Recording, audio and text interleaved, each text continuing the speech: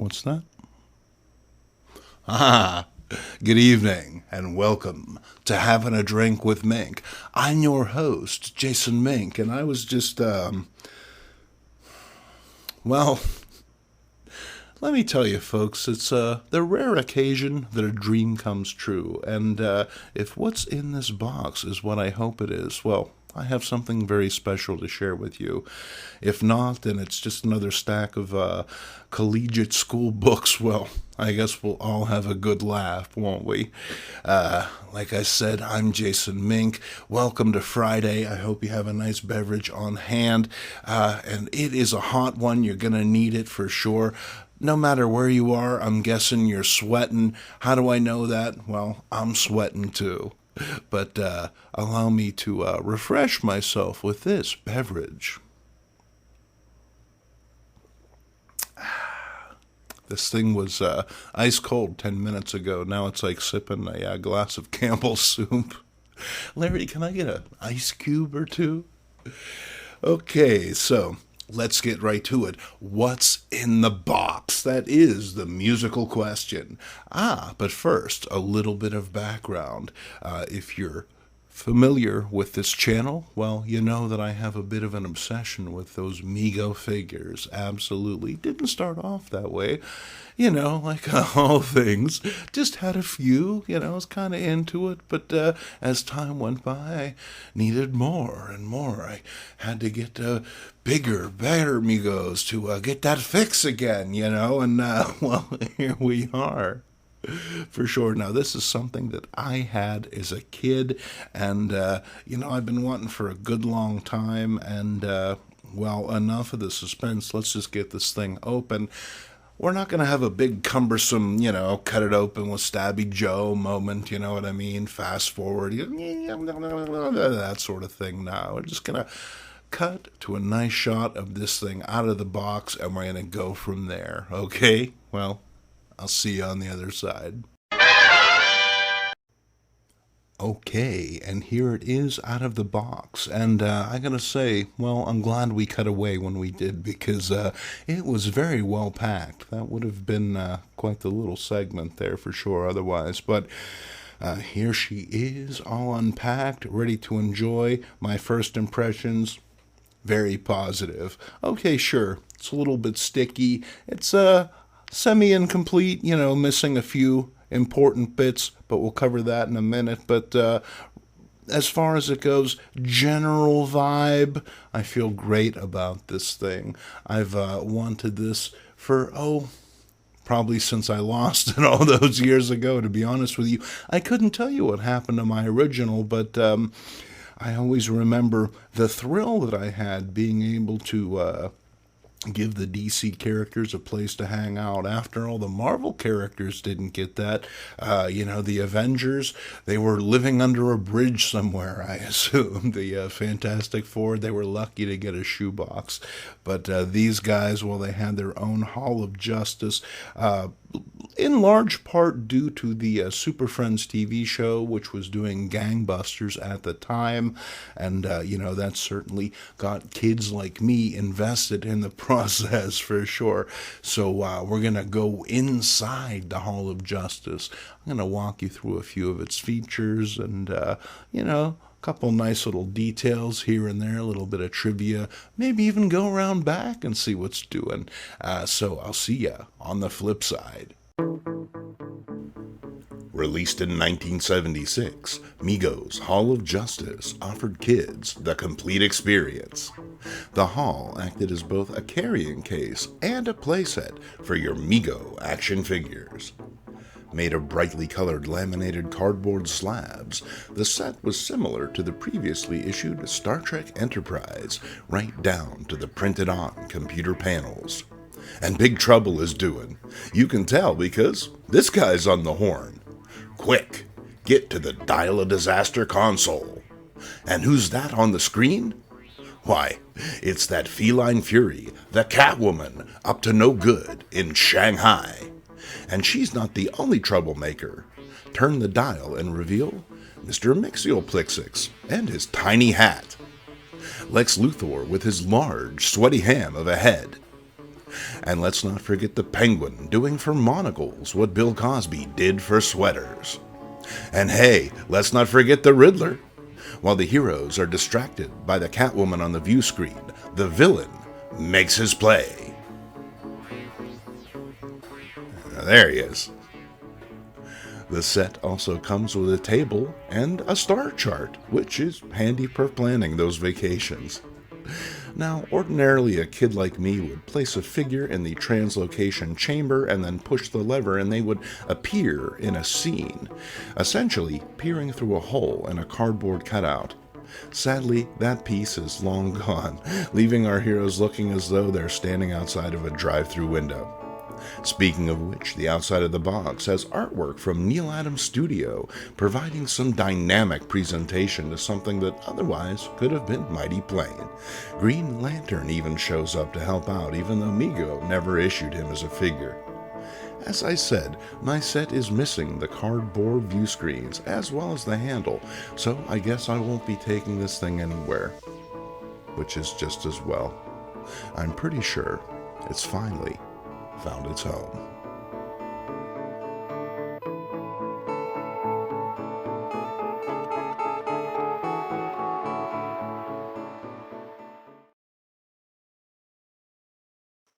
And we're back.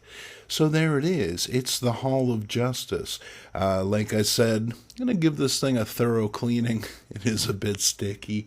Get it shelf worthy and then display all of my DC figures inside of here. I hope to get the replacement screens very soon, even if I got to make them myself. Hey, why not? Necessity is, am I right, folks?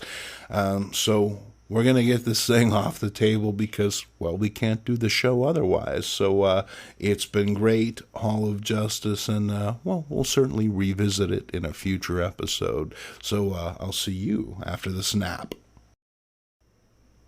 And we are back. Welcome back. Thank you for joining us, especially you, Mrs. Covert. I did my hair just the way you like it. Okay, hey, looks like naked Woody Harrelson is here. He came across an extra Starfleet outfit that I had lying around. I told him that there were pants, but he said, it's just the same as one of the mini skirts from the original show, and I guess I'd be hard-pressed to disagree with that, so rock on, dude. Okay, so as you can see, we have a nice stack of material here. What's it all about? Oh, we're going to get to that. Better you believe it. And we're going to begin. It's a little men's humor. Oh, yeah, it's a little bit of that spicy stuff. Get the kids out of the room. Here's Cream of New Year's Best Laughs. It's Cartoon Annual number 2 from Ace, being, barraged by the innuendo and the whatnot, You'll have that back then. And then cover treating you to a little bit of color as far as it goes, because the interiors are black and white. And this stuff, pretty tame as far as it goes. But, I'm sure there's something in here that would get someone's panties in a bunch. Well, can I say panties these days? I'm sorry, I mean non-gender specific undergarments. And then here we have buddies. These are hello cartoon jokes. Fun. Cartoon jokes and fun. And for 15 cents, what do you get? Well, the usual thing. I picked these things up because, what could I say? I couldn't bear to see them just get trashed. Ultimately, I felt that they came in all together. They belong all together. This is pinup cartoons. Does my exercising bother you, Freddie? No, Freddie seems okay with it. This one's in nicer condition than some of the other ones. It's got a back cover. Oh, and there's a telephone number on the back. I wonder if it's her. Wonder if she still looks like that. There's only one way to find out. And then here is Broadway Laughs. Oh, yeah. And that is fun. And here she is, now appearing, Bubbles LaRue. That's a cute little gag, no doubt. Oh, no. I think May have gotten some bubbles in my drink. I guess it's not going to kill me. And then we have some blush. Oh, yeah, these are gals and gags that will make you. Oh, I see. I'm supposed to read that first.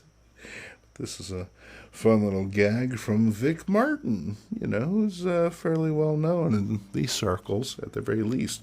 And then on the back, they're illustrated sex facts. That's right, folks. Don't be left uninformed because, well, there's stuff that you definitely need to know. How about abnormal sex organs and what can be done? Be sure to send your free 10-day trial coupon. Send no money, I mean, once you have the answer to that, I guess, it's smooth sailing from that point on. Here's the scrapbook of Army-Navy humor by the men in the service. Oh, yeah, and they're having a great time, aren't they? No doubt. And what's very cool about this is, this is how it was sent to you. Oh, yeah, right there on the back.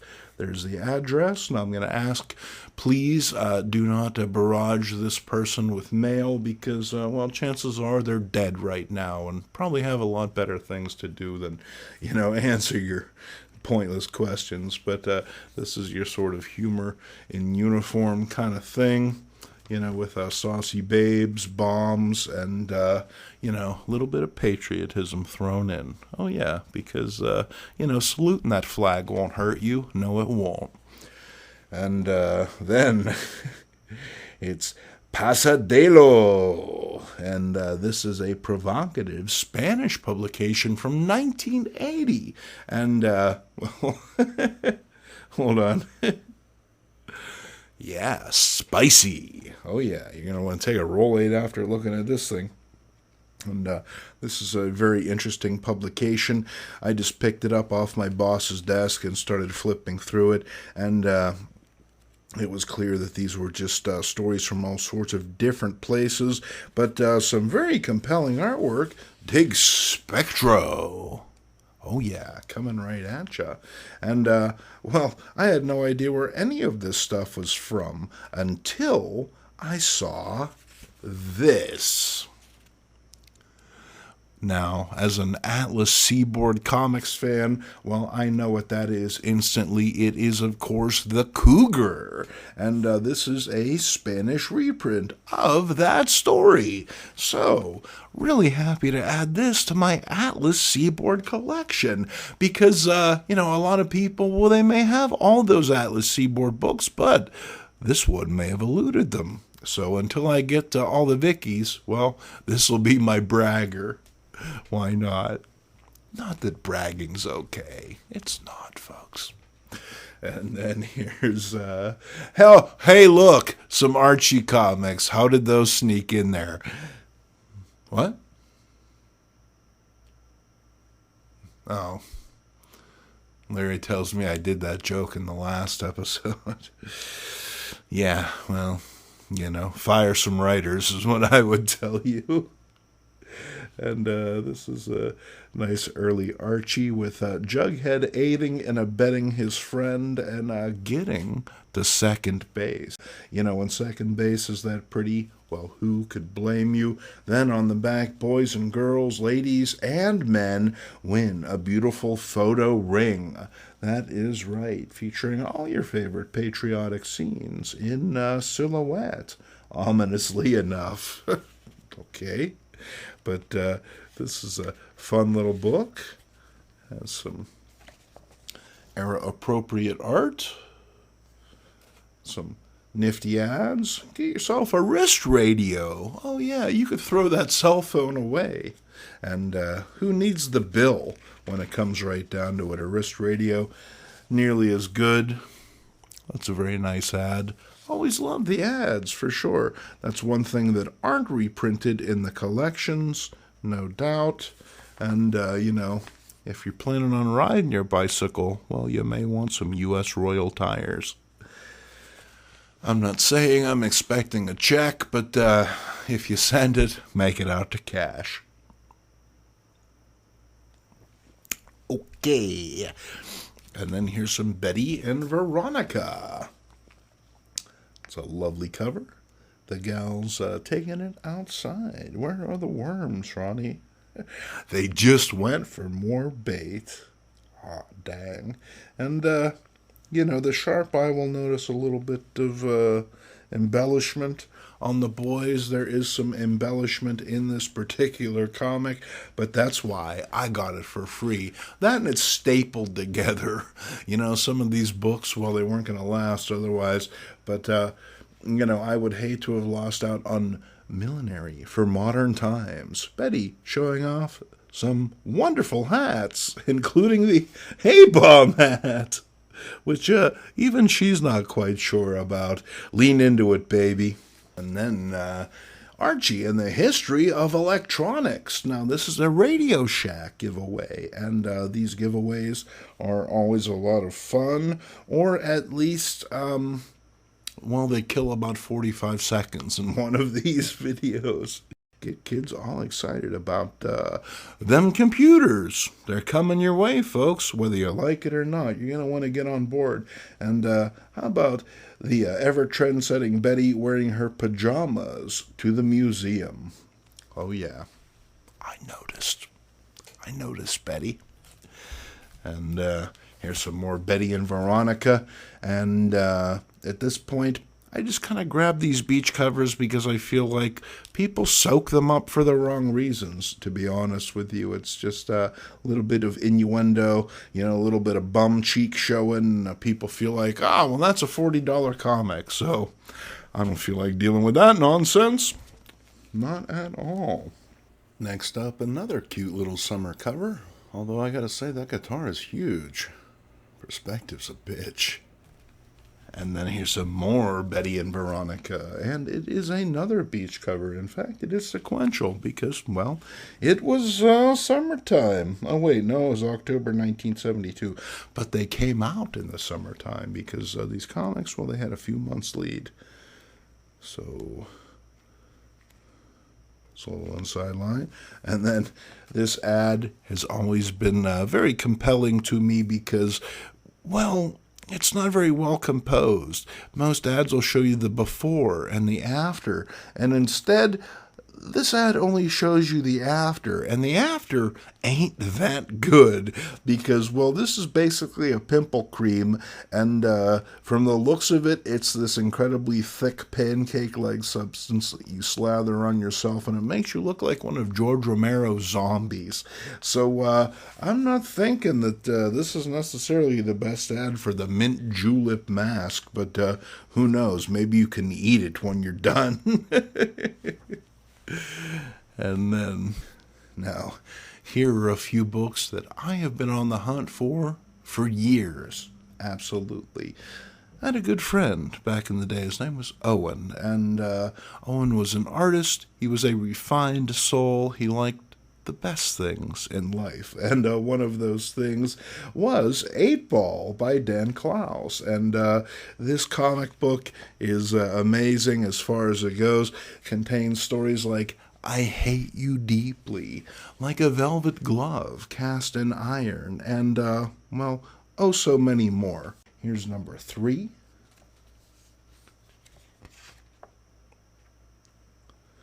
With the first chapter of Like a Velvet Glove, Cast in Iron.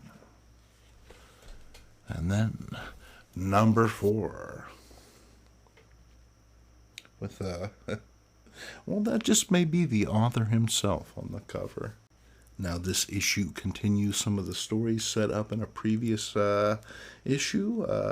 There's more Like a Velvet Glove, and then the sequel to I Hate You Deeply, which is I Love You Tenderly, which, broke Owen up absolutely.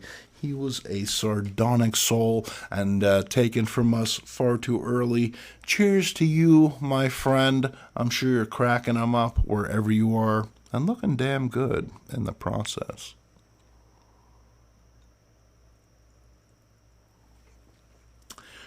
And then, here's some Greatest Adventure. Oh, It's my greatest adventure. That's right. I don't remember it. Maybe I had a few too many of these. But this is a nice early Doom Patrol appearance. You can always tell because Rita rocking that green dress. And speaking of sticky, well, the tape residue from this one is pretty nasty. I'm going to have to put it in a bag or something, but couldn't say no because, well, I just love reading them in their original format. And, baby, you just can't reproduce that smell. Blast off. You know what I'm saying? Comic huffers of the world unite. And then here's a book that I had no idea existed from a genre I didn't realize existed. This is Headline Comics and featuring a little roller derby girl action. These are always new stories from Headline Comics. And what really blew me away about this, no comics code. And when I flipped through it, it seemed like, this could be post, could be pre, and then I got to this. Looks like it's going to be a hot time in the old town tonight. Now, I'm a sucker for those Mad Magazine knockoffs, and there was no greater perhaps than Panic Magazine because, well, this was produced by the same folks that were making Mad at the time because they figured what's good for the goose is good for the gander. And so this is a reprint of #1, and dig that wonderful Yuletide cover. You bet, that gives you some indication of the content within. These are lovely reprints. And maybe we'll just look at this on a future holiday Comics for Breakfast. Would you like to see it? Let me know in the comments section below. Here Ronnie asks Archie why they call the new girl Snake Hill. They got their reasons. And we're going to finish things out with this issue of Tube, the men's magazine from 1959. And this is a Spigot publication. What the hell is that, you're asking yourself? Well, I'm asking myself that as well, and I've had it for a while. I flipped through it a couple times. This is from the Stanford University, founded in 1891, the Stanford Chaparral. It's a snarky little thing that I guess they used to do back in the day. And, at the time, it was the vibe. So, they did one of these satire magazines. And being from 1959, well, it has those elements that you would expect from culture at the time. But nonetheless, it is a fascinating historical document. And, the cover, I couldn't say no. Absolutely. And then on the back, meet Steve Canyon on TV. He's Milton Caniff's legendary hero, and he comes to life in authentic episodes filmed around the world. And you can bet while he's doing it, he's smoking a Chesterfield. Oh yeah, that's right. Live on the edge. Live Chesterfield. Make that check out to cash. Okay, folks. Well, that would appear to be it. I'm Jason Mink. Thank you for joining us on another wacky episode of Having a Drink with Mink. From myself, from Woody, from all of us, cheers to you. I'll see you next time.